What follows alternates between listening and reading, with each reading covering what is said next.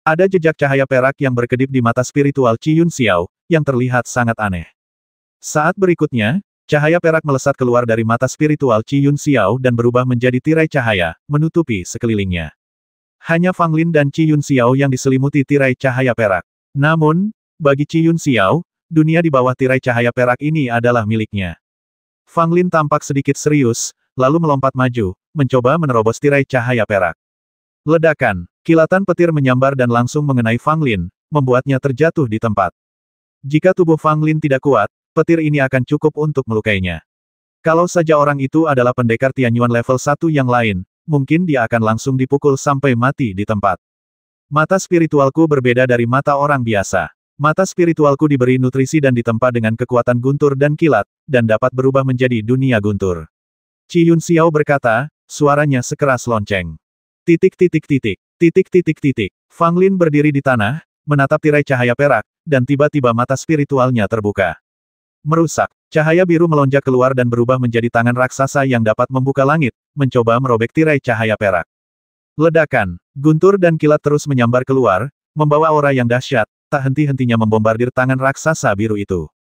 Cahaya tangan biru itu meredup dengan cepat, tetapi pada akhirnya ia menatap kilatan petir yang tak terhitung jumlahnya dan menamparkan tirai cahaya perak dengan keras. Peristiwa itu langsung menyebabkan tirai cahaya perak berkedip hebat, seolah-olah hendak runtuh. Namun, kekuatan guntur dan kilat melonjak keluar dari mata spiritual Qi Yunxiao lagi dan menyatu dengan tirai cahaya perak, membuatnya menjadi stabil. Tidak ada gunanya. Di dunia guntur ini, bahkan Zhou Yishui akan ditekan olehku, apalagi kamu. Qi Yunxiao berkata dengan penuh percaya diri. Fang Lin tiba-tiba tertawa sungguh kuat, tapi masih belum cukup untuk menjebakku. Begitu dia selesai berbicara, Fang Lin tiba-tiba mengacungkan jarinya. Jari ke langit, jari hitam besar muncul di luar dunia guntur, seperti pilar raksasa yang menopang langit, jatuh langsung ke arah tirai cahaya perak. Ledakan, terdengar suara gemuruh yang memekakkan telinga, dan tirai cahaya perak itu tiba-tiba runtuh. Cahaya jari hitam terus bergerak maju dengan kekuatan yang tidak berkurang, menuju langsung ke arah Qi Yunxiao. Mata Qi Yunxiao sedikit suram. Dia tidak menyangka Fang Lin benar-benar menghancurkan wilayah gunturnya. Pada saat itu, Qi Yunxiao melesatkan telapak tangannya, yang berubah menjadi tangan guntur dan kilat yang besar, dan menghantam keras ke arah jari hitam itu. Cahaya jari menghilang. Untuk menerobos wilayah guntur, pada dasarnya tidak banyak lagi kekuatan yang tersisa dari jari ini.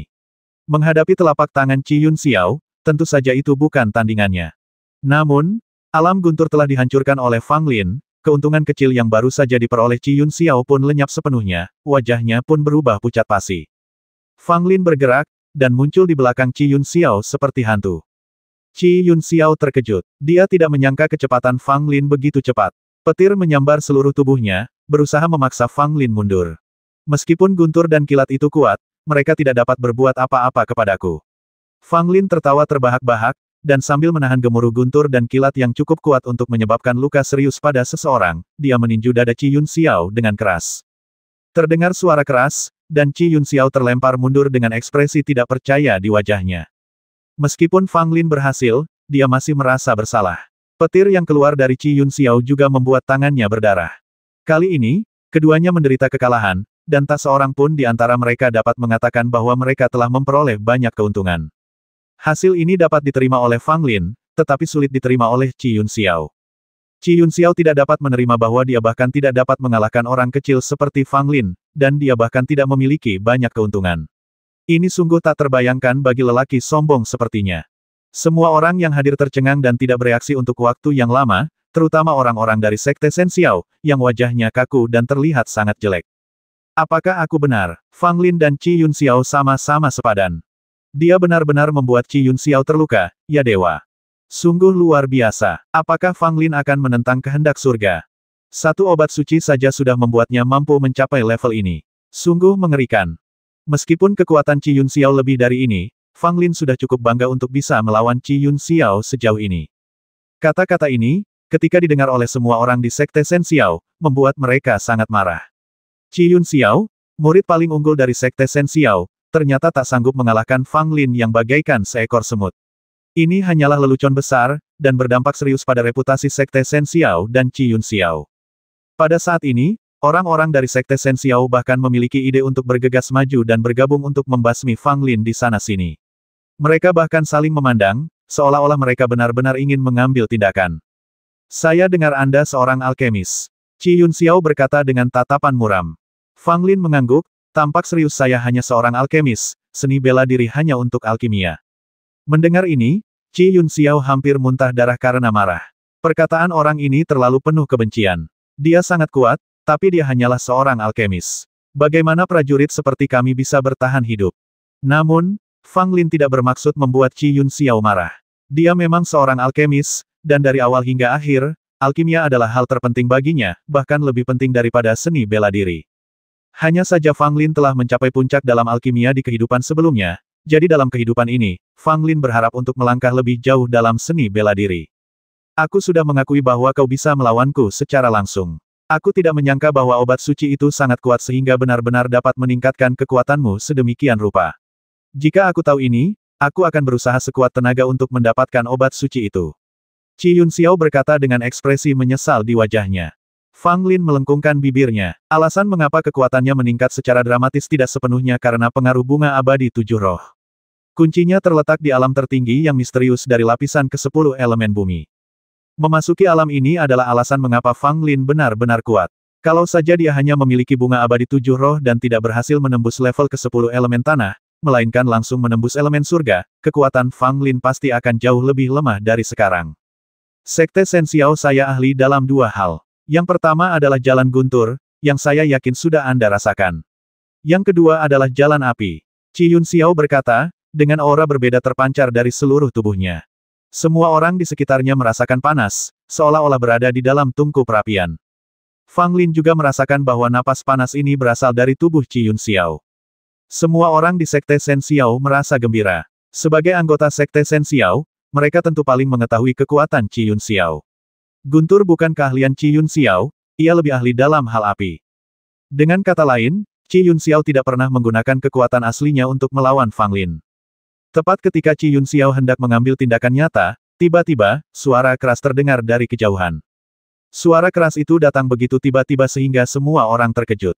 Bahasa Indonesia. Lalu, terdengarlah suara gemuruh lain, yang sepertinya berasal dari zaman dahulu kala. Kedengarannya bukan seperti auman binatang, tetapi lebih seperti auman manusia.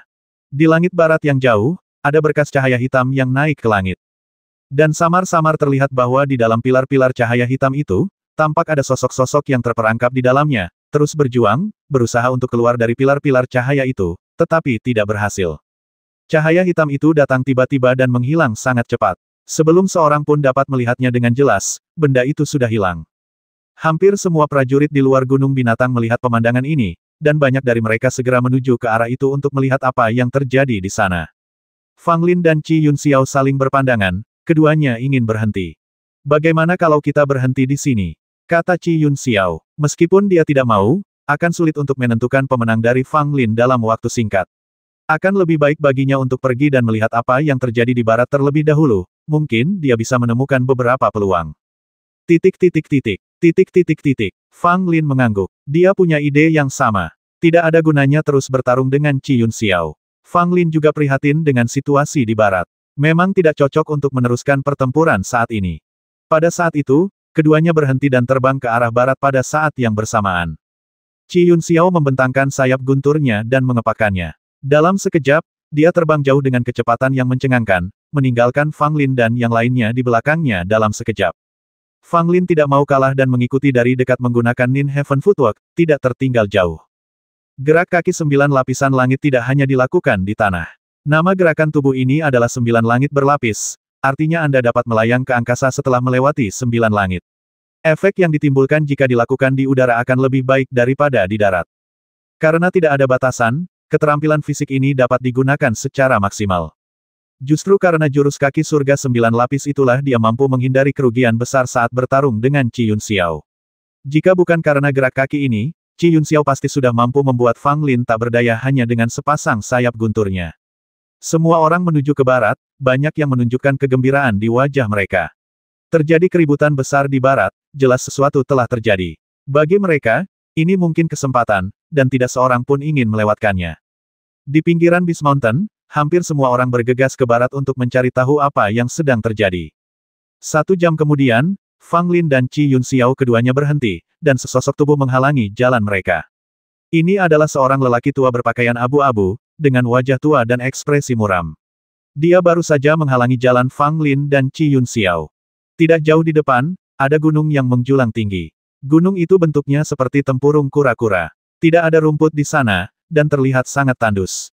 Di kaki gunung itu terdapat sebuah gua yang gelap gulita, dan sinar cahaya hitam terpancar dari dalam gua itu. Ketika mereka melihat lelaki tua berpakaian abu-abu itu, Fang Lin dan Qi Yunxiao segera mengerti bahwa Pangeran Zhou Yishui mungkin juga ada di sini dan telah memasuki pegunungan lebih awal dari mereka. Mungkin keributan di sini ada hubungannya dengan Zhou Yishui. Mereka tidak tahu apa yang dia temukan di sana atau apa yang dia temui. Pangeran sedang menyendiri, kalian semua berhenti. Kata lelaki tua berpakaian abu-abu itu dengan dingin. Suaranya menyebar, dan setiap orang yang datang ke sini mendengar suaranya. Beberapa anggota keluarga kerajaan menghentikan langkahnya. Bagaimanapun, dia adalah putra mahkota, jadi mereka tidak berani menyinggung perasaannya. Namun orang lain tidak begitu peduli padamu. Jelas ada peluang besar di sini, jika tidak, Pangeran Zhou Yishui tidak akan memasukinya. Tidak peduli apakah Anda seorang pangeran atau bukan, bahkan Raja Surga tidak akan berguna saat ini. Tiba-tiba segerombolan orang menyerbu ke dalam gua, tampak kegembiraan dan antusiasme di mata mereka. Mencari kematian, orang tua berpakaian abu-abu itu tiba-tiba menjadi murka, dan tanpa berkata apa-apa, dia menamparnya dengan marah. Ledakan. Dengan serangan telapak tangan itu, belasan orang tewas seketika, dipukuli hingga menjadi pasta daging oleh lelaki tua berpakaian abu-abu itu. Yang lainnya melihat semua itu dengan ngeri dan langsung tidak berani bergerak, karena takut mereka akan menjadi orang berikutnya yang dipukuli sampai mati. Siapapun yang berani masuk ke dalam gua akan dibasmi tanpa ampun. Kata lelaki tua berpakaian abu-abu itu. Nada suaranya muram dan penuh niat membasmi. Dia sendiri yang akan menghentikan siapapun yang ingin memasuki gua itu. Pada saat ini, lelaki tua berpakaian abu-abu itu sedang menatap Fang Lin dengan niat membasmi yang tak tersamar di matanya. Fang Lin juga menatapnya, tanpa rasa takut di wajahnya, dan bahkan tersenyum. Orang tua, apa yang dilakukan pangeran di sana? Fang Lin bertanya, tampak sangat familiar. Orang tua berpakaian abu-abu itu mendengus dingin, tidak ingin memperhatikan Fang Lin sama sekali.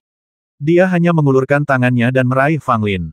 Energi internal yang besar berubah menjadi tangan besar di langit, membawa momentum yang sangat menakutkan, dan sudah dekat dengan Fang Lin. Fang Lin tidak mundur. Dia melayangkan pukulan dengan bekas pukulan bagaikan gunung, menghantam tangan besar itu dengan keras. Ledakan. Tangan besar itu langsung roboh, dan bekas tinju Fang Lin pun langsung hilang. Melihat serangannya benar-benar diatasi oleh Fang Lin, jejak keterkejutan melintas di mata lelaki tua berpakaian abu-abu itu. Dia tidak menyangka Fang Lin begitu kuat, bahkan dia pun tidak dapat mengalahkannya. Kalian harus tahu bahwa lelaki tua berpakaian abu-abu itu adalah orang terkuat di antara orang kepercayaan sang pangeran, dan wilayah kekuasaannya tidak jauh lebih lemah dari sang pangeran. Dulu, lelaki tua berjubah abu-abu itu yakin bahwa dia bisa menekan Fang Lin dalam sekejap mata, tetapi sekarang tampaknya Fang Lin telah tumbuh menjadi musuh yang tidak bisa diabaikan. Orang tua, mengapa kamu begitu mudah marah di usiamu? Kamu mulai bertengkar karena sesuatu yang tidak kamu setujui. Fang Lin tertawa. Orang tua berpakaian abu-abu itu memiliki ekspresi muram di wajahnya dan hendak menyerang Fang Lin lagi. Pada saat ini, lelaki tua berpakaian abu-abu itu tiba-tiba melihat ke arah lain, dengan ekspresi ketakutan yang lebih kuat di matanya. Aku melihat sesosok tubuh berlari ke arahku. Itu adalah seorang pemuda dengan kekuatan mengerikan dari 5 elemen yang mengelilinginya. Si bocah tak terkalahkan telah hadir. Di mana Zhou Yishui bersembunyi? Keluar dan lawan aku. Begitu Wang Erdan muncul, dia mulai berteriak, tampak sangat arogan. Tiba-tiba Wang Erdan melihat Fang Lin, tertegun sejenak, lalu menyerbu sambil memamerkan taring dan cakarnya. Orang menyebalkan, kau benar-benar mencuri obat suciku. Wang Erdan meninju Fang Lin. Fang Lin tertawa keras dan melayangkan pukulan yang berbenturan dengan tinju Wang Erdan. Wah! Dengan suara teredam, Fang Lin mundur ke belakang. Wang Erdan juga sedikit gemetar, dengan sedikit ekspresi terkejut di matanya. Baru beberapa hari dan kau sudah menjadi begitu kuat. Apakah obat suci itu benar-benar ajaib? Wang Erdan berkata dengan tidak percaya. Fang Lin mengusap-usap tinjunya, hatinya merasa makin gentar. Kekuatannya telah meningkat pesat, tetapi dia masih belum mendapatkan keuntungan apapun dalam pertarungan dengan Wang Erdan. Ini menunjukkan betapa tidak normalnya kekuatan lawan. Jangan bicarakan ini lagi. Zhou Yishui akan segera mendapatkan kesempatan besar di sana. Kita tidak bisa membiarkannya begitu saja. Fang Lin berkata pada Wang Erdan. Ketika Wang Erdan mendengar ini, dia langsung merasa bahwa kata-kata Fang Lin sangat masuk akal, dan mengangguk setuju. Kau benar, pangeran itu orang yang sangat menyebalkan. Apapun yang terjadi, dia tidak akan bisa mendapatkan apa yang diinginkannya. Wang Erdan berkata dengan serius. Benar sekali. Lihat, orang tua ini menghalangi kita dan tidak mengizinkan kita masuk. Jika kita tidak bisa masuk, pangeran di dalam akan mendapat kesempatan besar. Saat dia keluar, kita tidak akan bisa mengalahkannya. Fang Lin menunjuk lelaki tua berpakaian abu-abu dan berbohong kepada Wang Erdan. Benar saja, ketika Wang Erdan mendengar ini, dia langsung tertipu oleh Fang Lin dan menatap lelaki tua berpakaian abu-abu itu. Orang tua, ayo kita kalahkan. Wang Erdan tidak membuang waktu berbicara dengannya dan langsung menyerang. Tinjunya yang berisi kekuatan dahsyat dari 5 elemen jatuh langsung ke arah lelaki tua berpakaian abu-abu itu. Orang tua berpakaian abu-abu itu mengumpat dalam hatinya, tetapi dia hanya bisa menggertakkan giginya dan mengambil tindakan. Ledakan. Pertarungan ini segera menyingkapkan jurang pemisah antara lelaki tua berpakaian abu-abu itu dan Wang Erdan. Orang tua berpakaian abu-abu itu sangat kuat. Bahkan dapat dikatakan bahwa di antara orang-orang yang memasuki Gunung Binatang kali ini, tidak banyak yang dapat menandingi lelaki tua berpakaian abu-abu ini. Namun dia kebetulan bertemu dengan si cabul Wang Erdan. Meskipun dia masih muda, kekuatannya sangat mengerikan sehingga bahkan putra mahkota Zhou Yishui takut padanya. Meskipun lelaki tua berpakaian abu-abu itu sangat kuat, dia langsung kalah saat menghadapi Wang Erdan, dan wajahnya menjadi pucat. Orang tua, aku ingat pernah bertarung denganmu sebelumnya. Kau sedikit lebih kuat dari sebelumnya. Wang Erdan berkata dengan ekspresi serius di wajahnya. Orang tua berpakaian abu-abu itu diam-diam mengerang dalam hatinya. Dia memang pernah bertarung dengan bocah nakal yang tak terkalahkan ini di masa lalu. Pada saat itu, Wang Erdan datang menantang sang pangeran dengan berani. Bagaimana ini bisa terjadi? Tentu saja lelaki tua berpakaian abu-abu itu yang mengambil tindakan, ingin membantu sang pangeran memecahkan masalah sepele.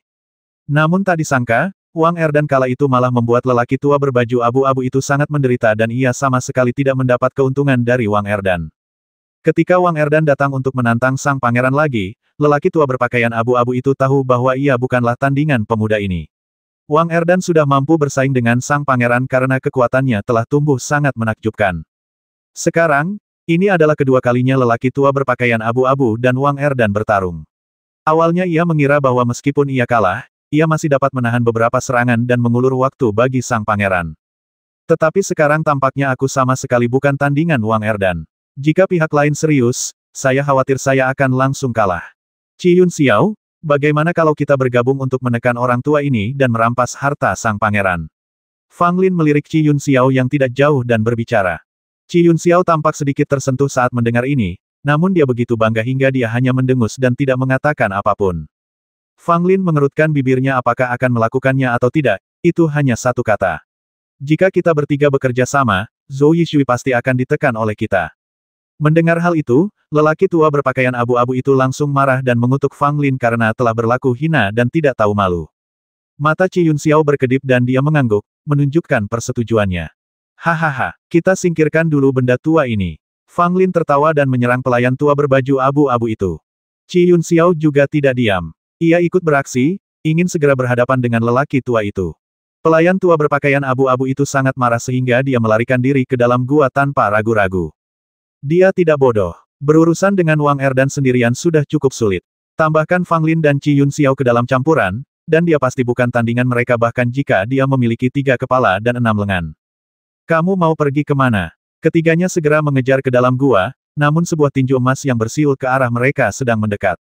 Ketiganya berusaha sekuat tenaga untuk menangkis jejak tinju emas itu, namun mereka malah terhempas oleh jejak tinju emas itu bagaikan karung rusak. Fang Lin dan 2 orang lainnya terkejut. Mereka tidak menyangka jejak tinju emas itu begitu kuat. Itu jelas bukan sesuatu yang dapat dilakukan oleh orang kuat Tianyuan. Itu pasti kekuatan seorang pria kuat di alam Lingmai. Orang tua berpakaian abu-abu itu menatap Fang Lin dan 2 orang lainnya sambil mencibir, sambil memegang selembar batu giok di tangannya. Jejak tinju emas terpancar dari kepingan giok ini. Itu adalah kekuatan yang disegel dalam kepingan giok oleh seorang penguasa alam urat spiritual kerajaan. Orang tua itu tahu bahwa sang pangeran sekarang sedang dalam masa kritis. Kalau dia diganggu, usahanya kemungkinan besar akan gagal, jadi apapun yang terjadi, dia harus menghentikan siapapun yang mencoba masuk ke dalam gua itu. Orang tua ini benar-benar sedang bermain trik kotor. Fang Lin mengumpat dan menatap Wang Erdan dan Qi Yun Xiao. Qi Yunxiao tidak bergerak, seolah menahan diri, tetapi Wang Erdan tidak terlalu memikirkannya. Saat kekuatan kelima elemen berkumpul dalam tubuhnya, sebuah jari abu-abu muncul. Jari ini mengandung kekuatan 5 elemen yang sangat dahsyat. Jika kelima unsur bersatu, kekuatannya akan meningkat secara eksponensial. Saat berikutnya, jari abu-abu itu menuju ke arah gua. Orang tua itu terkejut dan mengaktifkan kembali slip giok itu. Jejak tinju emas meledak dan bertabrakan dengan jari abu-abu itu. Ledakan, terdengar suara gemuruh yang memekakkan telinga, dan gelombang udara yang mengerikan menyebar ke segala arah. Banyak orang langsung mundur karena takut terkena dampak. Fang Lin membuka mata rohaninya dan melihat bahwa lelaki tua itu pucat dan kepingan giok emas di tangannya redup, dan sudah jelas bahwa tidak banyak kekuatan yang tersisa di dalamnya. Namun, Wang Erdan juga merasa tidak enak badan. Bagaimanapun, itu adalah serangan terhadap orang kuat di alam Venaroh. Meskipun Wang Erdan sangat kuat dan seorang jenius di antara para jenius, ia masih merasa kewalahan. Tepat pada saat itu, orang lain datang. Mei Yingsui membawa sekelompok orang dari lembah Tianxiang ke tempat ini dan melihat adegan di mana Wang Erdan beraksi tadi. Fang Lin, Diakon Shen, yang sedang mengikuti rombongan dari lembah Tianxiang, berseru ketika melihat Fang Lin, dengan ekspresi gembira di wajahnya. Fang Lin melambai padanya, "Pak Tua Shen, apa kabar?" Mei Yingsui memandang Fang Lin. Mustahil untuk mengatakan seperti apa ekspresinya, tetapi ada sedikit ekspresi terkejut di matanya. "Apakah kau telah memurnikan obat suci?" Mei Yingsui bertanya dengan suara lembut, seolah-olah dia hanya bertanya tentang masalah yang sangat biasa. Fang Lin mengangguk dan tiba-tiba tersenyum. Nona Mei tampaknya berpikiran terbuka. Dia seharusnya tidak pilih-pilih tentangku, kan? Mei Yingsui menatap Fang Lin dalam-dalam dan berkata, "Bagaimana jika aku ingin membuat keributan?" Fang Lin merasa malu dan menggaruk kepalanya. "Tidak ada yang bisa kulakukan. Aku telah memurnikan semua obat suci. Bahkan jika kau membasmiku, kau tidak akan mendapatkan apapun." Mei Yingsui mendengus pelan dan tidak mengatakan apa-apa lagi. Meskipun dia sedikit kesal karena Fang Lin telah mendapatkan obat suci, sekarang setelah keadaannya begini, dia tidak akan mempermasalahkannya lebih jauh. Terlebih lagi, Mei Yingsui samar-samar dapat melihat bahwa Fang Lin tampaknya telah menjadi jauh lebih kuat, dan bahkan jika dia mengambil tindakan sendiri, dia mungkin tidak akan dapat mengalahkan Fang Lin. Hampir semua orang sudah datang, mengapa tidak ada seorang pun dari keluarga Dugu? Fang Lindong melihat sekelilingnya, tampak sedikit bingung. Tepat ketika Fang Lin kebingungan, keluarga Dugu tiba seperti yang diharapkan. Dugu Ruoksu berada di depan, dan anggota keluarga Dugu lainnya mengikuti di belakang. Fang Lin menoleh dan melihat Dugu Nian, dan tidak bisa menahan perasaan sedikit lega. Untungnya, Dugu Nian aman dan sehat. Pada saat yang sama, keluarga Dugu juga melihat situasi di sini, terutama ketika mereka melihat Fang Lin, ekspresi mereka semua sedikit aneh. Dugu Nian tertegun sejenak, lalu segera berlari dan mencubit pipi Fang Lin. "Apa yang sedang kamu lakukan?" Fang Lin dicubit oleh Dugu Nian dan meringis, dan berkata dengan sangat tidak puas. Dugu Nian berkata riang, "Tidak apa-apa, aku hanya ingin mencubitmu 2 kali." Fang Lin terkekeh dan mengulurkan tangan untuk mencubit wajah Dugu Nian. Gadis itu menendang Fang Lin dengan keras karena kesakitan. Pada saat ini, Dugu Ruoksu berjalan mendekat dengan ekspresi tidak senang di wajahnya, memelototi Fang Lin, dan menarik Dugu Nian ke samping. "Kamu tidak mati," Dugu Ruoksu berkata dengan tidak senang, sambil menatap Fang Lin dari atas ke bawah dengan tidak hati-hati. Dia bisa melihat bahwa Fang Lin telah membuat terobosan dan sekarang berada di alam Tianyuan, jadi kekuatannya pasti telah meningkat pesat. Fang Lin pun menjawab dengan nada tidak senang, "Kenapa? Apakah kamu, Dugu Ruoksu, menantikan kematianku?" Dugu Ruoksu mencibir, "Benar sekali." Suasana di kedua belah pihak penuh ketegangan. Fang Lin tidak menyukai Dugu Ruoksu, dan Dugu Ruoksu juga tidak menyukai Fang Lin. Tampaknya mereka akan berkelahi jika tidak sependapat. Dugu Nian sedikit khawatir. Dia akhirnya melihat bahwa Fang Lin aman dan sehat, tetapi jika wujudnya dan Fang Lin berkonflik, bagaimana dia akan mengatasinya? Fang Lin melengkungkan bibirnya, "Demi gadis ini, aku tidak akan peduli padamu." Dugu Ruoksu tidak menyerah dan berkata, "Kamu mencuri obat suci, dan aku belum melunasi hutangku padamu." Fang Lin langsung geli saat mendengar ini. "Apa hubungannya obat suci itu denganmu? Bahkan jika ada yang perlu diselesaikan, Zhou Yishui dan akulah yang akan menyelesaikannya. Bagaimana mungkin giliranmu?" Dugu Ruoksu mendengus dingin, lalu berkata dengan nada lebih serius, "Sekalipun Zhou Yishui telah memperoleh obat suci itu, aku pasti bisa mengambilnya. Namun, kamu malah campur tangan dan mengambilnya, meninggalkan kami tanpa apapun." Ketika Fang Lin mendengar ini, alisnya langsung mengernyit. Qi Yunxiao tersenyum dingin di sampingnya. "Kau benar." Saat itu, Siapapun di antara kita memiliki kesempatan untuk mendapatkan obat suci, tetapi kaulah yang mendapatkannya terlebih dahulu. Masalah ini benar-benar tidak dapat diselesaikan dengan damai. Fang Lin melotot ke arah Qi Yun Xiao dan mengumpat dalam hati. Tadi dia baik-baik saja, tapi sekarang dia mengulangi perbuatannya yang sama. Apakah dia mau mencari masalah denganku? Fang Lin melirik Mei Yingsui lagi dan mendapati bahwa wanita ini juga sedang menatapnya dengan penuh semangat. Dia tidak dapat menahan diri untuk tidak mengerang dalam hati. Wang Erdan menyentuh kepalanya, seolah sedang memikirkan sesuatu, dan tiba-tiba berkata sepertinya memang begitu. Kamu mencuri obat suci dan membuat kami bertarung tanpa hasil. Kami tidak mendapatkan apapun. Mulut Fang Lin berkedut. Kali ini segalanya menjadi tidak terkendali. Orang-orang ini bahkan mungkin menargetkannya. Saya bukan Zhou Yishui yang punya banyak metode. Jika orang-orang ini menyerangku, aku tidak punya pilihan selain melarikan diri dengan panik. Musuh kita sekarang adalah Zhou Yishui, oke. Dia mendapatkan kesempatan besar di gua itu. Jika kita tetap berlama-lama di sini, saat dia keluar, kita semua akan dihabisi olehnya. Fang Lin berkata tergesa-gesa. Mendengar ini, Dugu Ruoksu mendengus dan menatap ke dalam gua dengan tatapan serius di matanya. Wang Erdan menggaruk kepalanya dan merasa bahwa lebih penting untuk berurusan dengan Zhou Yishui saat ini. Fang Lin menarik napas lega. Orang-orang ini benar-benar sulit untuk dihadapi. Namun untungnya, dibandingkan dengan dirinya, Zhou Yishui lebih dibenci, jika tidak maka akan sulit mengalihkan sasarannya. Orang tua ini menghalangi jalan. Kita tidak bisa masuk kecuali kita menyingkirkannya, kata Fang Lin. Bisakah seorang pelayan Zhou Yishui menghalangi jalan kita? Dugu Ruoksu berkata dengan ekspresi jijik di wajahnya. Hehe, kamu memang hebat, kenapa kamu tidak bertindak untuk menyingkirkan orang tua itu? Qi Yun Xiao berkata dengan nada meremehkan. Dugu Ruoksu tidak mengatakan apa-apa dan langsung mengambil tindakan. Dugu Ruoksu, apa yang akan kau lakukan? Kau berani menyerangku. Tidakkah kau pikir keluarga Dugumu ingin mendapatkan pijakan di kerajaan Xuan? Ketika lelaki tua itu melihat Dugu Ruoksu hendak menyerang, dia langsung menjadi murka dan mengumpat. Dugu Ruoksu memasang ekspresi kosong di wajahnya dan menyerang dengan lebih tegas, menebas dengan pedangnya. Energi pedang yang bersiul itu bagaikan sinar cahaya dingin, yang langsung menuju ke arah lelaki tua itu. Energi pedang itu sangat tajam, dan sebelum mendekat, lelaki tua itu sudah merasakan hawa dingin di sekujur tubuhnya. Pada saat itu, lelaki tua itu tidak ragu-ragu, menamparkan tas 9 istana, dan mengeluarkan perisai. Gaya tombak ini sangat kuno. Anda dapat mengetahui sekilas bahwa itu adalah benda kuno. Ada beberapa retakan pada permukaan tombak. Saya melihat lelaki tua itu memegang perisai di depannya, dengan seluruh tubuhnya meringkuk di belakang perisai. Ledakan, energi pedang menebas perisai, dan tiba-tiba seluruh gua bergemuruh. Puing-puing yang tak terhitung jumlahnya runtuh, hampir mengubur lelaki tua itu. Ada lebih banyak retakan pada perisai tombak itu, tetapi itu menyelamatkan nyawa lelaki tua itu. Meskipun pedang Dugu Ruoksu sangat kuat, namun tidak dapat mengancam nyawa lelaki tua itu. Akan tetapi, lelaki tua itu juga tidak terlihat baik.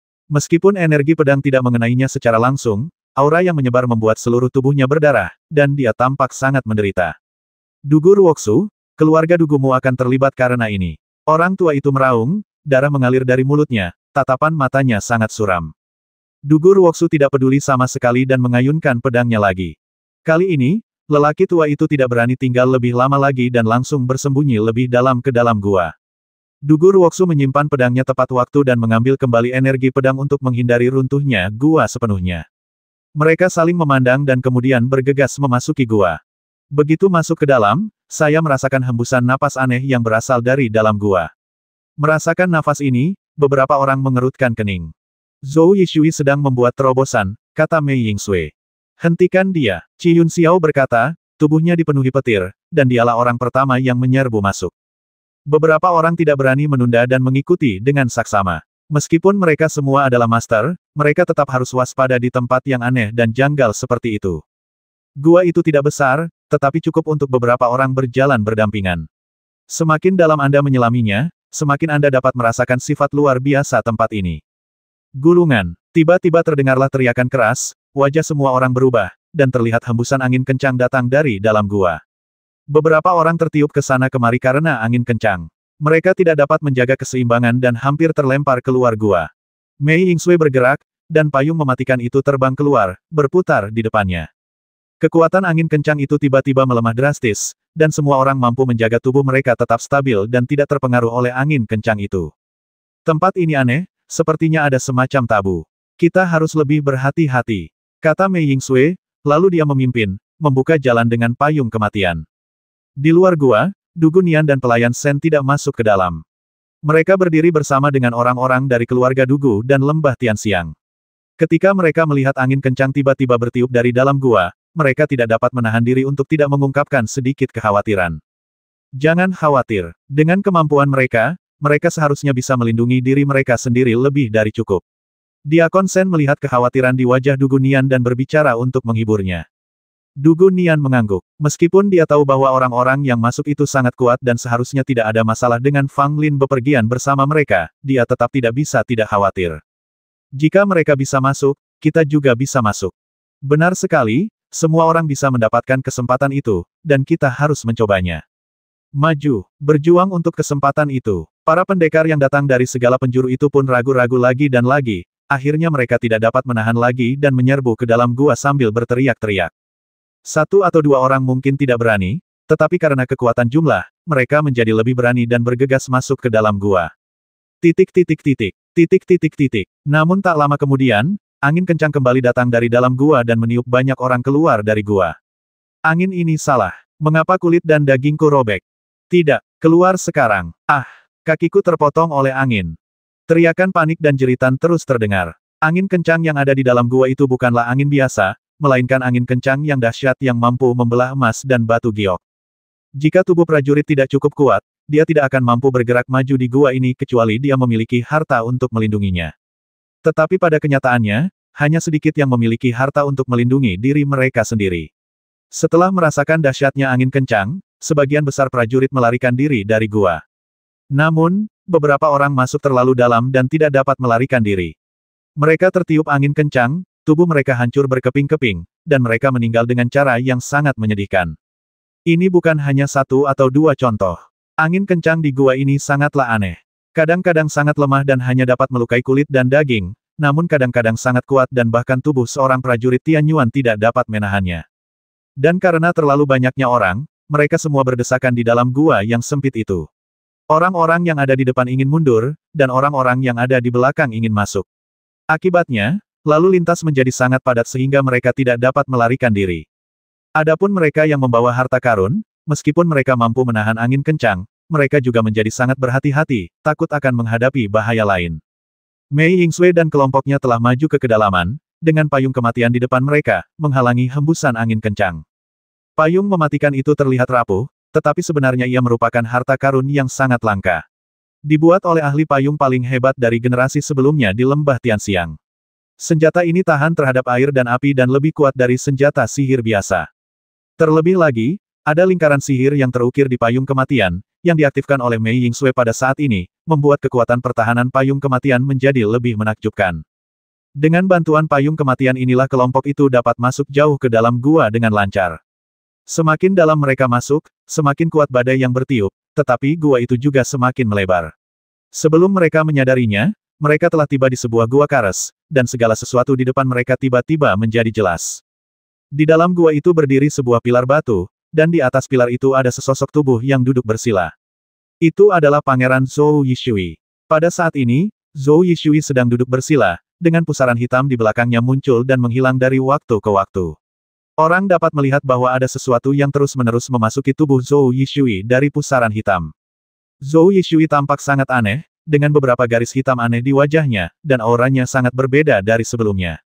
Adegan ini membuat banyak orang mengerutkan kening, perasaan gelisah sekaligus serius muncul di hati mereka.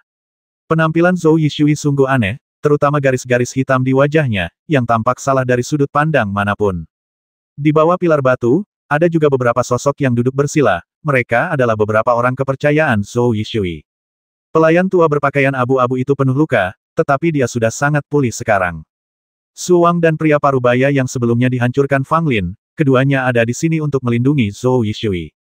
Kamu di sini. Zhou Yishui membuka matanya dan menatap Mei Yingsui dan kelompoknya dengan acuh tak acuh. Ekspresinya tenang, seolah dia tidak menganggapnya serius sama sekali. Apa yang sedang kamu lakukan? Mei Yingsui bertanya, sedikit mengernyit. Zhou Yishui tersenyum karena kamu di sini, jangan pergi, tetaplah di sini.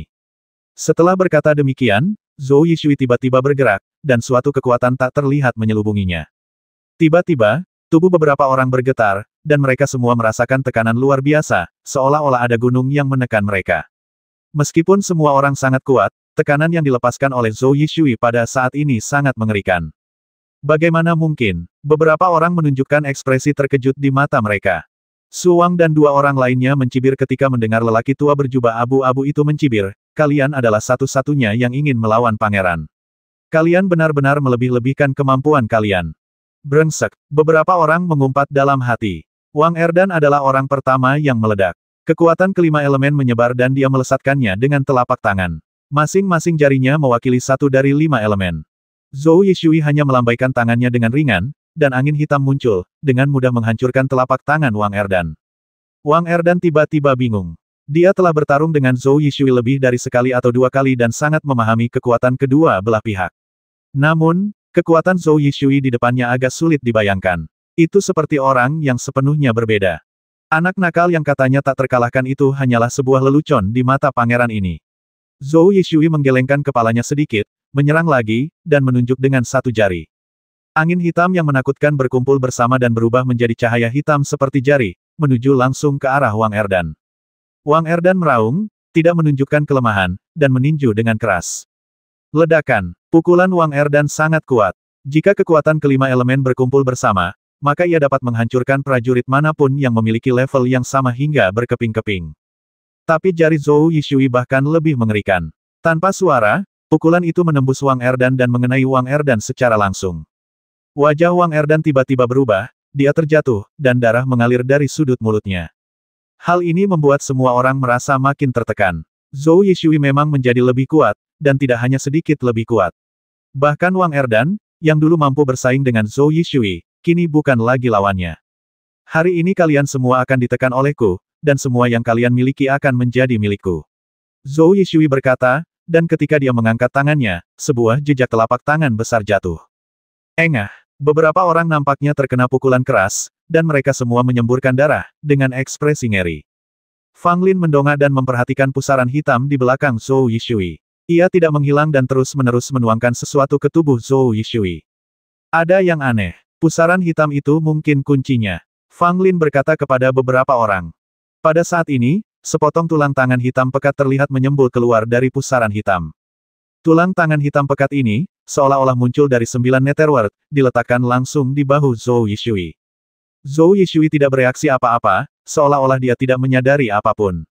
Namun, ketika tulang tangan hitam itu menyentuh tubuh Zhou Yishui, aura Zhou Yishui menjadi lebih menakjubkan, mencapai tingkat yang tak terbayangkan.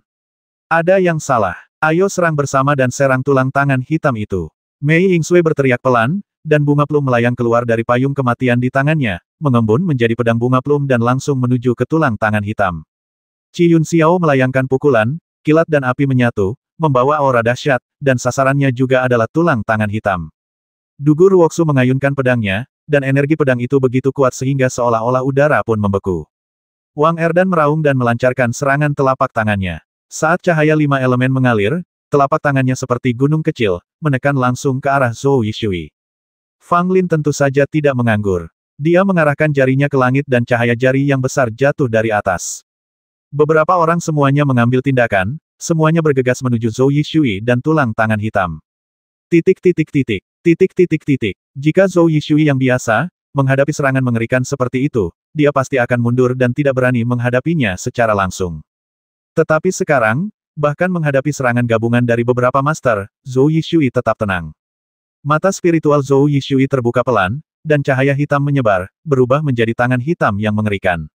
Menghancurkan, Zhou Yishui mengeluarkan suara acuh tak acuh, dan tangan raksasa hitamnya menamparkan ke arah beberapa orang.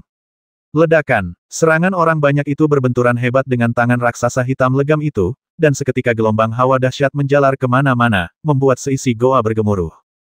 Untuk sesaat, bahkan orang-orang di luar gua merasakan gunung itu berguncang, seolah-olah akan runtuh kapan saja. Dugu Nian, pelayan Sen dan yang lainnya tidak dapat menahan rasa khawatir, mereka takut kalau gunung itu runtuh sewaktu-waktu dan mengubur Fang Lin dan yang lainnya hidup-hidup.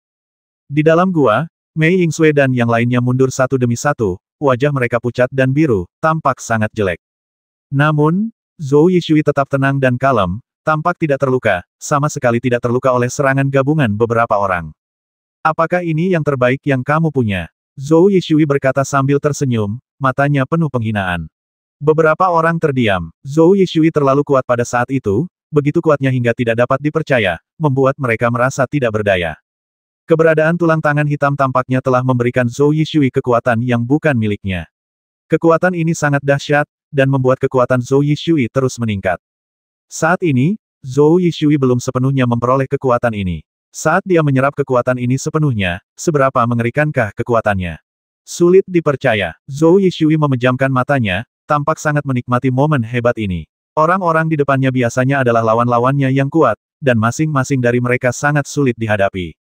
Namun kini, lawan-lawannya yang dulu sulit dihadapi, berhasil dilumpuhkannya hanya dengan jentikan tangannya. Perasaan ini membuat Zhou Yishui merasa sangat segar. Meskipun kekuatan ini bukan milikmu, itu tidak masalah. Setelah beberapa waktu, kekuatan ini akan menjadi milik Anda sepenuhnya. Tidak peduli siapa itu Undefeated Nati Boy atau Qi Yun Xiao, mereka semua akan diinjak-injak oleh Zhou Yishui. Di kerajaan Xuan yang besar ini, dia, Zhou Yishui, adalah yang terkuat di antara generasi muda. Bahkan di seluruh 3 kerajaan Tiongkok, dia, Zhou Yishui, ingin menonjol dari yang lain dan menjadi yang terkuat.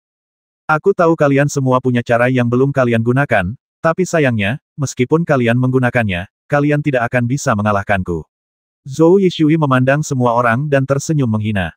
Mei Yingxue dan yang lainnya semuanya memiliki ekspresi muram. Mereka memiliki beberapa kartu truf yang belum mereka gunakan, dan ragu-ragu apakah akan menggunakannya atau tidak.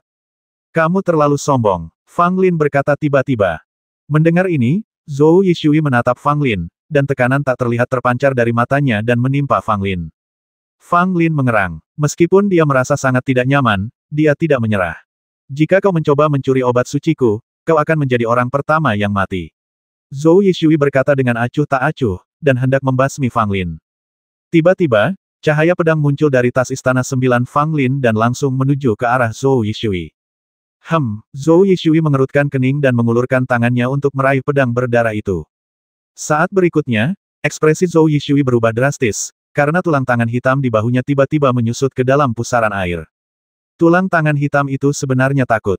Zhou Yishui tidak dapat mempercayainya. Tulang tangan hitam sebenarnya takut pada pedang panjang. Mungkinkah pedang ini benar-benar mengerikan? Tanpa ragu sedikit pun, Zhou Yishui menamparkan tas istana 9, dan sebuah piringan giok melayang dan bertabrakan dengan pedang berwarna merah darah. Patah. Piring giok itu merupakan harta karun yang sangat berharga, sangat keras, tetapi sekarang piring itu langsung dipotong-potong menjadi beberapa bagian oleh pedang berwarna merah darah, dan sama sekali tidak dapat menghalangi ketajaman pedang berwarna merah darah itu. Adegan ini membuat jantung Zhou Yishui berdebar kencang. Dia pikir itu tidak baik dan langsung menghilang ke dalam pusaran hitam. Kecepatan pedang berwarna merah darah itu tidak melambat sama sekali, dan menebas langsung pusaran hitam itu. Tiba-tiba terdengar suara ledakan keras, pusaran hitam itu runtuh dan darah pun muncrat keluar. Tetapi saat berikutnya, pusaran hitam itu menghilang, dan Zhou Yishui juga menghilang di sini. Pedang berwarna merah darah itu melayang di udara dan bertahan selama beberapa saat. Tampaknya sedikit marah, dan ujung pedang diarahkan ke beberapa orang kepercayaan Zhou Yishui. Tidak, para pelayan tua berpakaian abu-abu hendak memohon belas kasihan, tetapi pedang berwarna merah darah mengabaikan mereka dan datang langsung ke arah mereka. Engah, pedang panjang itu langsung menusuk dada pria paruh baya itu. Seberapa keras pun ia mencoba melawan, itu sama sekali tidak ada gunanya. Dia tetap meninggal. Ekspresi pria paruh baya itu membeku. Dia menatap pedang panjang yang tertancap di dadanya, matanya penuh keputusasaan dan ketakutan. Mendeguk, pedang panjang itu mulai menyerap darah lelaki paruh baya itu dengan gila-gilaan. Tubuhnya layu dengan kecepatan yang terlihat oleh mata terbuka. Dalam waktu singkat, hanya kulit dan tulang yang tersisa. Ketika lelaki tua berpakaian abu-abu dan Su Wang melihat ini, wajah mereka tiba-tiba berubah karena ngeri.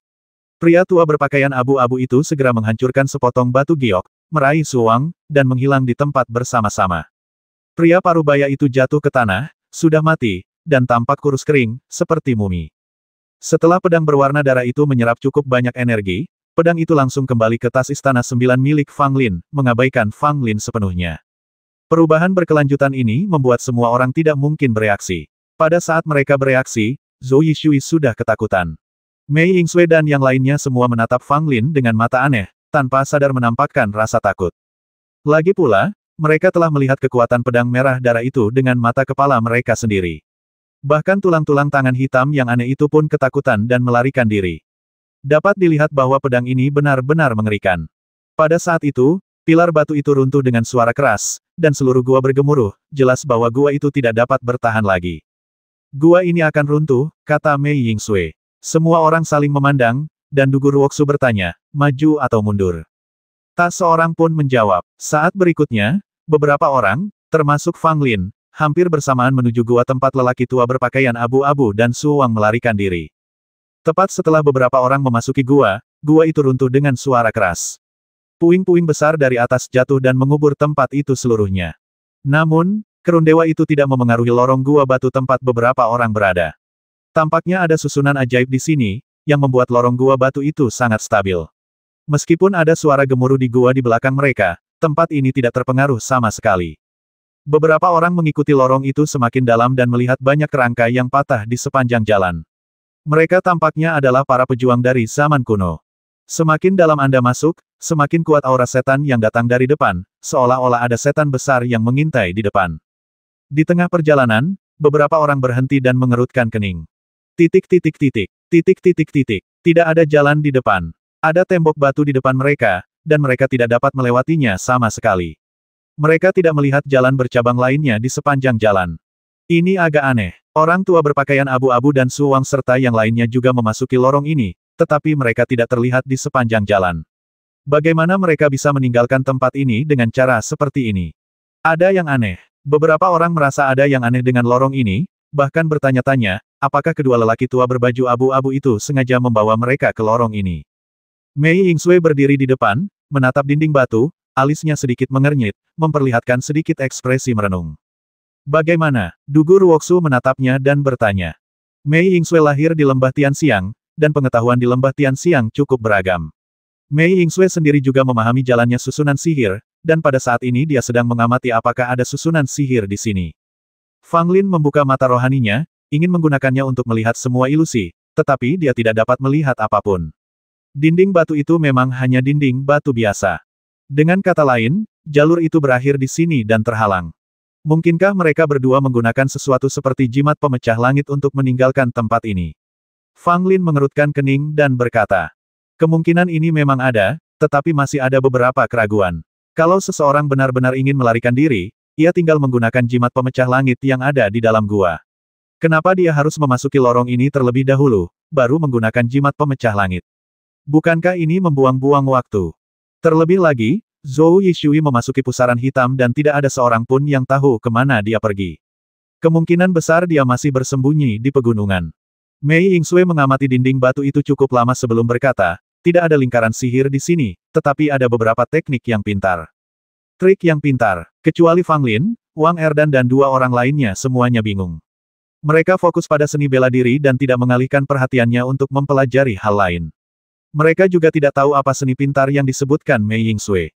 Fang Lin mengerti sesuatu tentang hal itu. Bagaimanapun, dia telah menjalani dua kehidupan sebagai manusia. Apa yang disebut seni kepandaian telah muncul dalam kehidupan Fang Lin sebelumnya. Akan tetapi, pada saat itu, seni kecerdikan kurang begitu mendapat perhatian, dan oleh sebagian besar orang dianggap sebagai jalan sampingan serta sarana yang tidak pantas untuk dipertontonkan kepada halayak ramai. Fang Lin telah melihat kekuatan seni kecerdikan. Itu adalah teman lama ayah Fang Lin, Fang Qingye. Meskipun ia tidak berbakat dalam seni bela diri, ia sangat tertarik pada seni kecerdikan dan benar-benar menggunakannya untuk membuat boneka perang. Boneka perang itu sangat kuat, jauh melampaui prajurit biasa, dan menyebabkan momen-momen yang mengejutkan ketika ia muncul. Tetapi hanya sedikit yang benar-benar menguasai teknik mesin. Pengrajin mekanik biasa hanya dapat membuat benda biasa, dan sangat sedikit pengrajin mekanik yang dapat membuat boneka perang. Mei Yingsui berkata bahwa ada teknik ajaib di sini yang menghalangi jalan mereka. Dengan kata lain, dinding batu ini kemungkinan besar merupakan kunci teknik sihir tersebut. Saya tidak tahu banyak tentang seni teknik mesin, tetapi saya tidak dapat melihat sesuatu yang istimewa di sini dengan mata spiritual saya, yang berarti tidak ada kekuatan susunan sihir yang dapat membutakan penglihatan kami. Ditambah lagi, dinding batu ini jelas menunjukkan tanda-tanda pergerakan yang sering terjadi, jadi itu pasti seni teknik mesin. Kata Mei Yingsui, menyatakan kesimpulannya sendiri. Bisakah itu dipecahkan? Qi Yun Xiao bertanya. Mereka tidak peduli apakah ini tipuan yang pintar atau tidak. Mereka hanya peduli apakah itu dapat dipecahkan dan mereka tidak perlu membuang waktu untuk itu. Mei Yingsui menggelengkan kepalanya. Trik di sini bukanlah sesuatu yang bisa aku pecahkan. Mendengar ini, beberapa orang mengerutkan kening. Tidak ada cara untuk memecahkan ini. Sekalipun mereka tahu itu adalah tipuan yang cerdik, apa gunanya? Bagaimana kalau kita menggunakan kekuatan kasar untuk menghancurkan tembok batu ini? Kata Dugu Ruoksu. Mei Yingsui berkata tidak disarankan untuk menggunakan kekerasan untuk menangani keterampilan mekanik. Jika Anda memicu mekanismenya, Anda mungkin menghadapi masalah yang lebih besar. Fang Lin tahu bahwa apa yang dikatakan Mei Yingsui benar. Teknik kecerdikannya sungguh luar biasa, dengan setiap mata rantai terhubung dengan mata rantai berikutnya. Jika satu titik tersentuh, kemungkinan besar akan menimbulkan reaksi berantai. Oh, ini tidak berhasil dan itu tidak berhasil. Sungguh merepotkan. Wang Erdan mengeluh dan duduk di tanah. Begitu dia duduk, ada sesuatu yang tidak beres. Dia mendengar suara roda gigi berputar dan logam beradu di sekelilingnya. Wang Erdan segera melompat, menepuk pantatnya, dan tampak bingung. Apa yang sedang terjadi? Beberapa orang terkejut dan menjadi waspada.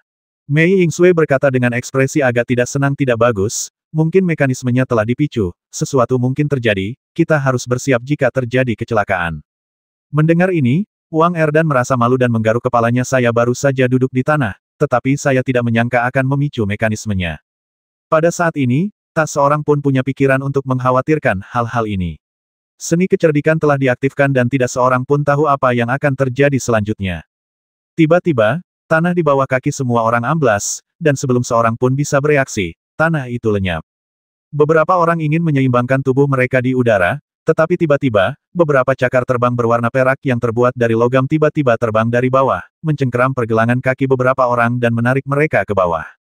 Awalnya aku mengira kalau cakar terbang perak ini hanya benda biasa saja, tapi tak disangka ternyata setelah mencengkeram beberapa orang, kekuatannya ternyata begitu besar, sampai-sampai mereka tak bisa melawan sama sekali, dan langsung menjatuhkan mereka. Mereka hanya merasakan badan mereka jatuh, dengan suara angin bersiul di telinga mereka, dan mereka berusaha sekuat tenaga untuk melawan. Plop, plop. Tak lama kemudian, beberapa orang jatuh ke tanah, dan hampir semua orang terseret dan jatuh. Apa-apaan tempat ini? Fang Lin melihat sekelilingnya dan mendapati bahwa semuanya gelap gulita dan dia tidak dapat melihat apapun. Dia hanya bisa melihat beberapa orang lain di dekatnya. Pada saat yang sama, terdengar tawa dingin. Ini adalah neraka 9 meter, kamu sudah mati. Mendengar ini, semua orang terkejut. Omong kosong, kaulah yang akan mati. Wang Erdan langsung mengumpat. Suara mendesing. Cahaya dingin menyambar dan langsung menuju ke arah Wang Erdan. Wang Erdan cerdas dan cekatan. Dia menghantamkan belati terbang ke tanah dengan satu telapak tangan. Anda bereaksi cukup cepat. Suara tawa menyeramkan itu terdengar lagi. Siapa dia? Kau bersembunyi dan tak berani menunjukkan dirimu. Dugu Ruoksu berkata dengan suara dingin. Suasana hening di mana-mana. Tiba-tiba, lampu minyak redup menyala dan berdiri di mana-mana. Meskipun cahayanya redup, ia menerangi penglihatan semua orang. Baru saat itulah mereka mengetahui bahwa ini sebenarnya adalah istana kuno. Meski yang tersisa hanya rerundewanya, samar-samar orang masih bisa melihat kemegahan istana di masa lalunya. Lampu-lampu minyak ini sesungguhnya semuanya ditopang oleh tulang-tulang putih, dengan api yang terpancar dari tengkorak tulang-tulang itu, seperti lampu hantu. Tidak jauh di depan kerumunan, ada sebuah pohon tua beserta akarnya. Pohon itu tampak seperti akan membusuk, dan di atas pohon itu, sebenarnya ada kerangka hitam pekat yang terhubung dengannya. Separuh bagian bawah kerangka itu telah menyatu sepenuhnya dengan pohon kuno itu, dan tidak dapat dibedakan satu sama lain, sedangkan separuh bagian atas kerangka itu jelas-jelas kehilangan lengannya, yang terlihat sangat aneh. Pada saat ini, kerangka hitam itu menyeringai dan menertawakan semua orang. Beberapa orang menghadapi musuh besar. Penampakan kerangka itu begitu aneh sehingga jelaslah bahwa itu bukanlah makhluk yang baik. Titik titik titik. Titik titik titik. Siapa kamu? Wang Erdan mengutuk. Kerangka hitam itu menatap semua orang dan berkata, kalian anak-anak kecil terlihat cukup baik, tidak lebih buruk dari anak itu. Tetaplah di sini dan jadilah santapanku. Mendengar hal itu raut wajah mereka menjadi semakin jelek, dan mereka siap beraksi kapan saja. Namun, dari perkataan kerangka hitam ini, dapat disimpulkan bahwa orang ini mungkin memiliki hubungan dengan Zhou Yishui. Fang Lin menyadari bahwa kerangka hitam itu kehilangan lengan, dan tidak dapat menahan diri untuk bertanya, di mana orang yang kamu sebutkan sekarang? Ketika Fang Lin menyebut Zhou Yishui, kerangka hitam itu langsung menunjukkan kemarahan anak itu mencuri salah satu lenganku dan melarikan diri. Jika aku menangkapnya, aku pasti akan mencabik-cabiknya. Sungguh menakjubkan bahwa Zhou Yishui benar-benar mengambil salah satu lengan kerangka hitam itu dan melarikan diri. Hehe, Karena Zhou Yishui bisa mengambil salah satu lenganmu, tidak bisakah kita mencabik-cabik seluruh tubuhmu? Fang Lin mencibir. Benar sekali, aku akan mematahkan tulang-tulang tuamu dan membiarkanmu pamer. Wang Erdan segera berkata. Kerangka hitam itu sangat marah, dan sejumlah besar kabut hitam tiba-tiba keluar dari mulutnya, menuju langsung ke arah semua orang. Hati-hati, Mei Yingsui berteriak pelan, dan payung kematian terbang keluar, menyedot semua kabut hitam ke dalam payung.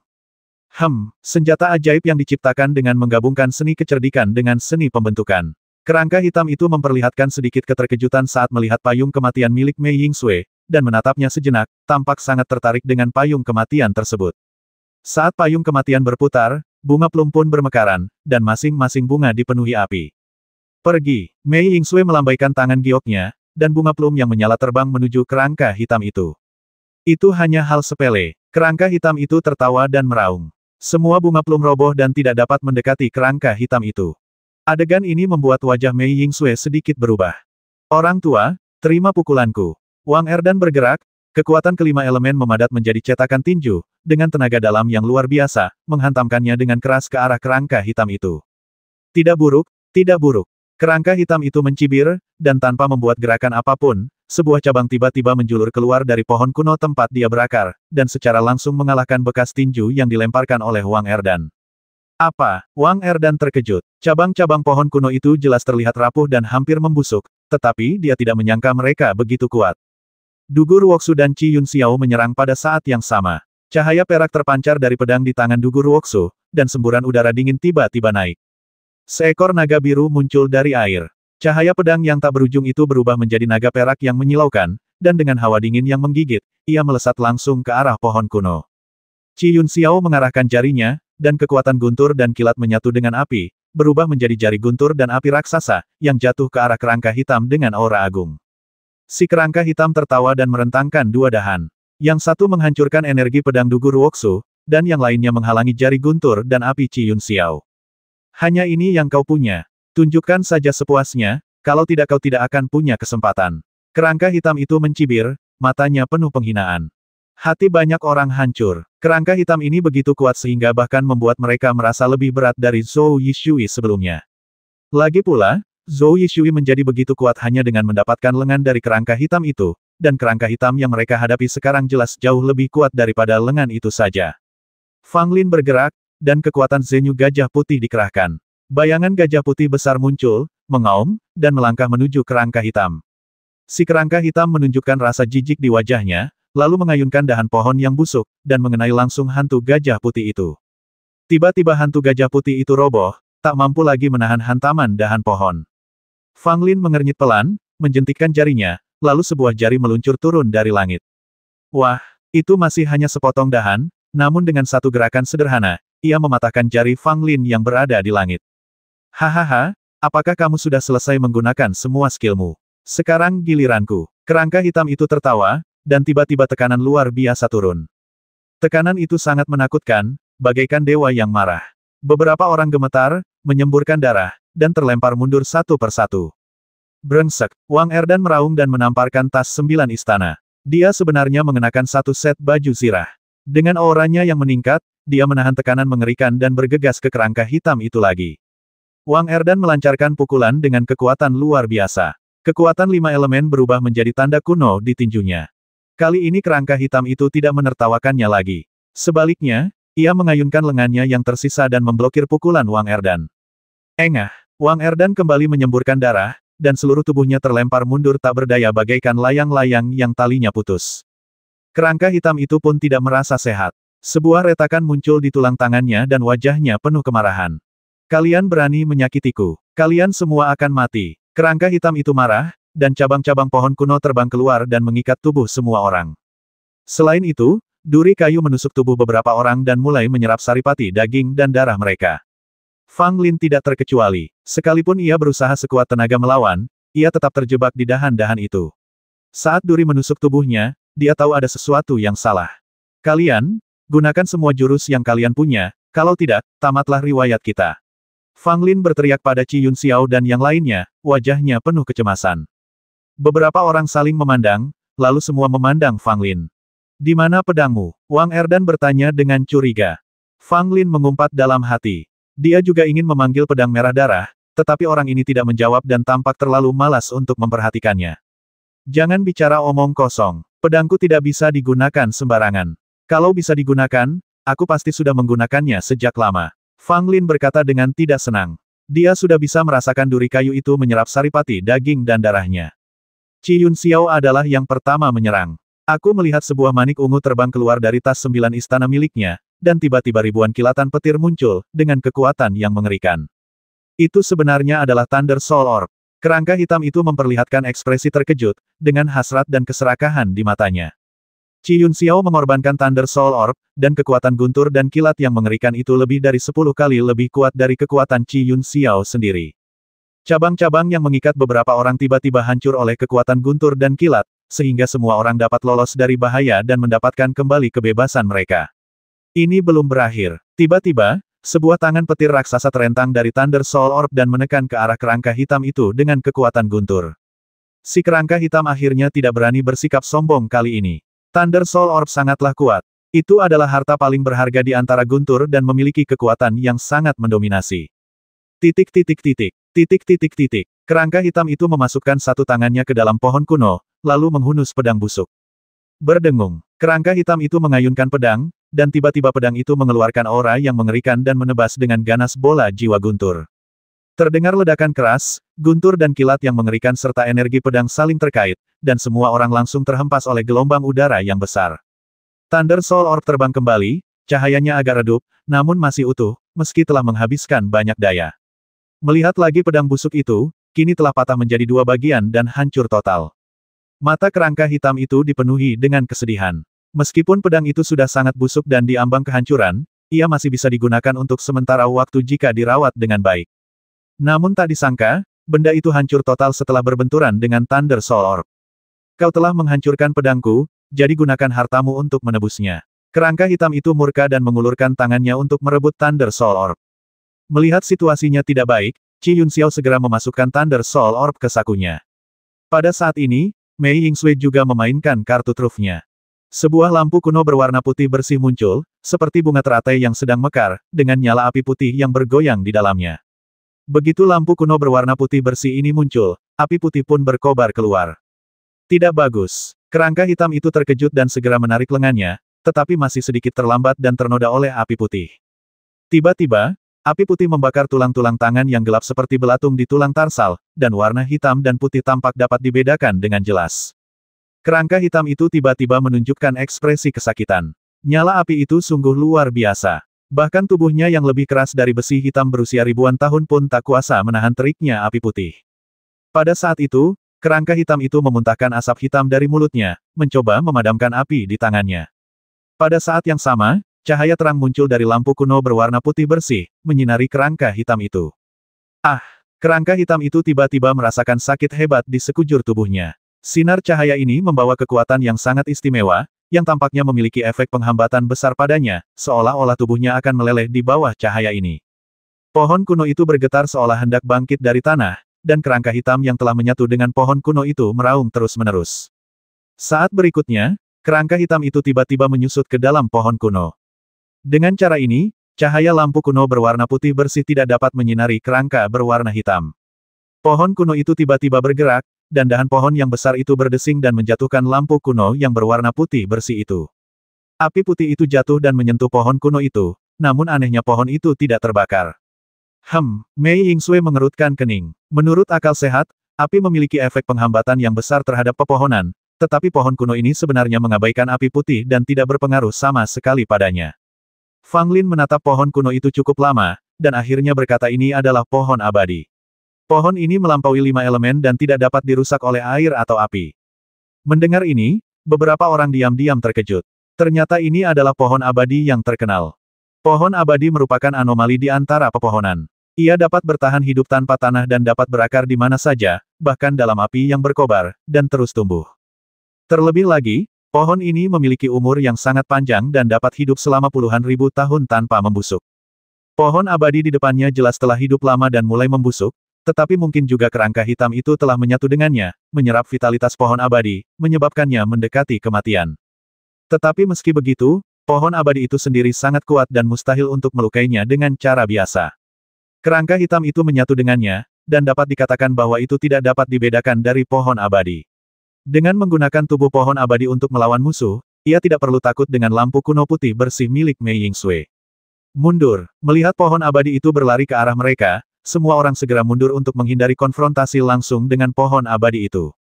Lagi pula, tubuh pohon mayat hidup sangatlah keras. Jika menabrakmu langsung, kekuatannya akan sebanding dengan gunung yang bergerak. Wang Erdan ingin mengambil tindakan, tetapi dia sudah terluka dan tidak dapat berbuat banyak saat ini. Dugu Ruoksu ragu-ragu sejenak, namun akhirnya menamparkan tas 9 istana, dan sebuah kotak giok panjang muncul di tangannya. Beberapa orang melihat kotak giok itu dan terkejut. Kotak giok itu sebenarnya terbuat dari giok alam yang sangat berharga. Potongan giok Tianuan yang begitu besar sebenarnya hanya digunakan untuk membuat kotak giok. Lalu seberapa berhargakah benda-benda di dalam kotak giok ini? Melihat pohon abadi mengejar semua orang, Dugu Ruoksu langsung membuka kotak giok dan mengeluarkan pedang panjang berbentuk aneh dari dalamnya. Ketika Dugu Ruoksu memegang pedang di tangannya, semburan energi ibel tiba-tiba muncul, dan bayangan ibel yang ganas terlihat samar-samar muncul di atas pedang. Ini pedang ajaib. Dugu Ruoksu pandai menggunakan pedang, tetapi dia juga sangat pandai menggunakan pisau. Pisau ajaib ini adalah salah satu harta karun keluarga Dugu, dan hanya anak-anak paling berprestasi dari setiap generasi yang dapat memilikinya. Pada saat itu, Dugu Ruoksu memegang pisau ajaib dan menebas pohon abadi. Pedang ajaib itu luar biasa kuatnya, dengan energi ibel yang mengerikan terpancar darinya, disertai dengan raungan ibel kuno. Momentum hantaman pohon mayat hidup itu tiba-tiba terhenti, dan sebuah tanda muncul di tubuhnya, yang disebabkan oleh sayatan pisau ajaib. Dugu Ruoksu mengerang. Meskipun pedang ajaib itu kuat, kekuatannya sendiri tidak cukup untuk mengeluarkan kekuatan pedang ajaib yang sebenarnya. Sebenarnya kau punya banyak sekali harta karun, tapi setelah hari ini, semuanya akan menjadi milikku. Suara kerangka hitam itu berasal dari pohon mayat hidup, dengan makna yang suram. Ledakan. Pohon abadi itu bangkit dari tanah dan terbang ke udara. Di bawah akar pohon, ada wajah-wajah manusia yang meratap kesakitan. Tekan itu. Kerangka hitam itu meraung dan pohon mayat hidup tumbang ke arah beberapa orang. Pedang ajaib Dugu Ruoksu menebas lagi, dan lampu kuno putih bersih milik Mei Yingsui juga menyerbu ke depan. Qi Yunxiao menggertakkan giginya dan mengorbankan mutiara jiwa guntur lagi. Pohon abadi itu tumbang dengan suara keras, dan ketiga pria itu menggunakan harta mereka untuk melawan. Terdengar suara ledakan keras, dan Dugu Ruoksu beserta dua orang lainnya terlempar mundur dengan darah mengucur dari mulut mereka. Jeritan melengking juga terdengar dari pohon mayat hidup. Batang pohon yang awalnya megah kini sebagian hancur. Adegan ini diam-diam mengejutkan Fang Lin. Pohon abadi dikatakan abadi dan tidak dapat dihancurkan, dan sangat sulit untuk merusaknya dengan cara biasa. Namun, pohon abadi ini sudah hampir membusuk, dan cara yang digunakan oleh Dugu Ruoksu dan tiga orang lainnya sangatlah kuat untuk mencapai tingkat seperti itu. Namun meski begitu, Dugu Ruoksu dan dua orang lainnya terluka parah dan hampir tidak memiliki kekuatan untuk bertarung lagi. Kalian semua akan mati. Raungan marah terdengar dari pohon mayat hidup, dan batang pohon yang patah itu datang ke arah mereka lagi. Melihat dirinya dalam bahaya yang mengancam, Wang Erdan menggertakkan giginya, menyeret tubuhnya yang terluka, dan mengeluarkan harta karun dari tas 9 istana. Sial, aku tidak ingin menggunakan benda ini, tapi aku benar-benar tidak punya pilihan lain. Wang Erdan mengutuk dan melemparkan benda di tangannya ke arah pohon abadi. Titik. Roda harta karun berwarna-warni, memancarkan cahaya menyilaukan dan membawa momentum yang tak tertandingi, bertabrakan langsung dengan pohon abadi. Ledakan. Roda harta karun 5 warna itu luar biasa kuatnya, dan kekuatan 5 elemen pun meledak, benar-benar menghalangi pohon abadi. Bukan hanya itu saja, kekuatan kelima elemen tersebut terus-menerus menggerogoti batang pohon abadi tersebut. Sekalipun pohon mayat hidup ini kuat, bagaimanapun juga, ia adalah pohon kuno yang akan membusuk dan layu. Terlebih lagi, sejumlah besar esensinya telah diserap oleh kerangka hitam, dan ia tidak lagi memiliki banyak kekuatan. Roda harta karun 5 warna juga sangat kuat dan merupakan harta karun. Pohon abadi tidak dapat berbuat apa-apa terhadapnya. Wang Erdan terengah-engah dan duduk di tanah, wajahnya terlihat sangat pucat. Fang Lin memandang orang-orang yang terluka dan jatuh ke tanah, dan dia merasakan hawa dingin di hatinya. Orang-orang ini memang menyembunyikan kartu truf mereka sampai sekarang. Saya khawatir orang-orang ini tidak akan menggunakan kartu truf tersebut kecuali jika benar-benar dalam situasi hidup dan mati. Pada saat ini, pertempuran sesungguhnya antara roda harta karun 5 warna dan pohon abadi baru saja dimulai. Meskipun roda harta karun 5 warna sangat kuat, Wang Erdan hanya dapat mengaktifkannya sementara dan tidak dapat mempertahankannya untuk waktu lama. Adapun pohon abadi, batangnya membusuk, dan tubuhnya perlahan-lahan terkikis oleh kekuatan roda harta karun 5 warna. Saya menyaksikan roda harta karun berwarna-warni itu menekan pohon abadi dan secara bertahap mengikis batangnya. Pada saat ini, di bawah akar pohon abadi, wajah-wajah manusia aneh itu tiba-tiba meledak, berubah menjadi kabut darah, dan diserap oleh pohon abadi. Di antara mereka ada dua wajah yang merupakan wajah kedua orang kepercayaan sang pangeran, lelaki tua berpakaian abu-abu dan Suwang, yang wajahnya juga meledak bersama yang lainnya. Pohon abadi itu menyerap kabut darah, dan cabang-cabangnya yang semula mati tampaknya telah memperoleh kembali vitalitasnya, bahkan beberapa cabang hijau pun tampak muncul. Adegan ini mengejutkan semua orang. Mungkinkah pohon abadi ini dapat hidup kembali dan menghasilkan kekuatan dahsyat dari pohon abadi kuno? Jika pohon abadi ini benar-benar hidup kembali, ia akan benar-benar tak terhentikan. Sekalipun beberapa orang memiliki harta di tangan mereka, mereka tidak akan mempunyai kesempatan. Ini adalah eksistensi yang sepenuhnya berada pada level yang berbeda. Bahkan pohon abadi yang hampir mati telah menyebabkan banyak orang menderita, apalagi pohon abadi yang dihidupkan kembali. Roda harta karun berwarna-warni itu bersinar terang dan berputar cepat. Kekuatan kelima elemen berkumpul dan mengalir deras ke batang pohon abadi. Meskipun harta karun itu kuat, kalian semut terlalu lemah.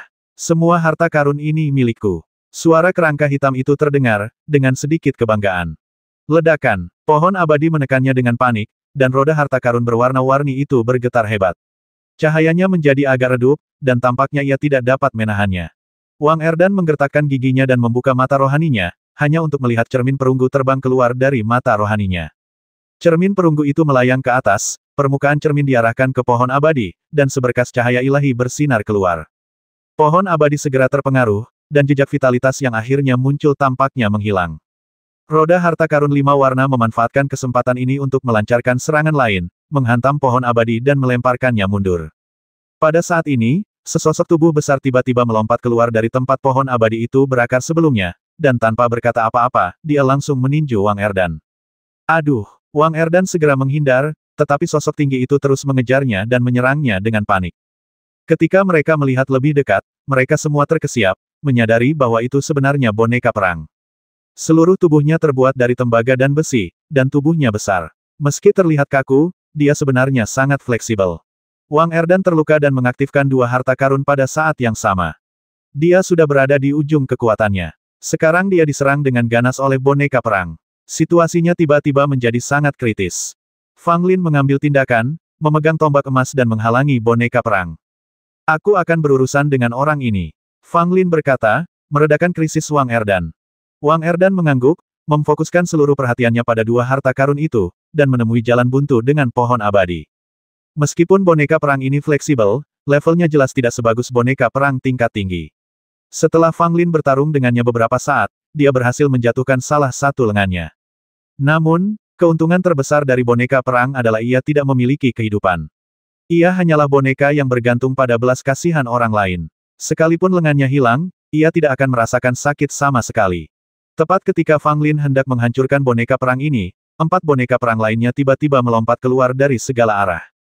Alis Fang Lin terangkat, dan mata spiritualnya terbuka. Cahaya biru muncul, dan dia ingin menggunakan kekuatan mata spiritualnya untuk menekan tindakan boneka perang ini. Namun, pohon abadi itu memancarkan aura yang menakutkan, yang mengimbangi kekuatan mata spiritual Fang Lin, dan kekuatan mata spiritual itu tidak dapat digunakan sama sekali. Meskipun mata spiritual Fang Lin dekat dengan mata surgawinya, mata spiritualnya masih tampak sedikit lemah saat menghadapi tekanan dari pohon abadi. Jika Fang Lin mencapai alam urat spiritual, hampir mustahil bagi pohon abadi untuk menekan mata spiritual Fang Lin. Terus terang saja, tingkatan Fang Lin tidak cukup tinggi, jadi dia tidak cukup kuat dalam segala aspek. Jika wilayahnya cukup tinggi, bahkan pukulan yang sangat biasa pun dapat memiliki kekuatan yang tak terbayangkan. Pada saat ini, menghadapi pengepungan 5 boneka perang, Fang Lin tidak menderita kerugian apapun, tetapi dia benar-benar tertahan dan tidak dapat berbuat apa-apa lagi. Dugu Ruoksu dan 2 orang lainnya telah menelan ramuan itu. Meski kondisi mereka sangat lemah, mereka tetap menggunakan senjata sakti mereka untuk menghadapi pohon abadi itu. Sebuah cabang dari pohon abadi mencambuk dan menjatuhkan Dugu Ruoksu dan 2 orang lainnya lagi. Kali ini, ketiganya terluka lebih parah dan tidak bisa melawan lagi. Namun, fakta bahwa pohon abadi terganggu dalam berurusan dengan Dugu Ruoksu dan 2 lainnya memberi Wang Erdan kesempatan. Dia mengaktifkan cermin perunggu, dan seberkas cahaya ilahi 5 elemen meledak keluar, menyinari tubuh pohon abadi tanpa henti, yang telah retak. Tidak hanya itu, roda harta karun 5 warna itu juga bersiul dan mematahkan dahan pohon abadi. Kamu mencari kematian. Suara kerangka hitam itu datang. Pohon mayat hidup itu diserang satu demi satu, dan dia menjadi sangat marah. 650.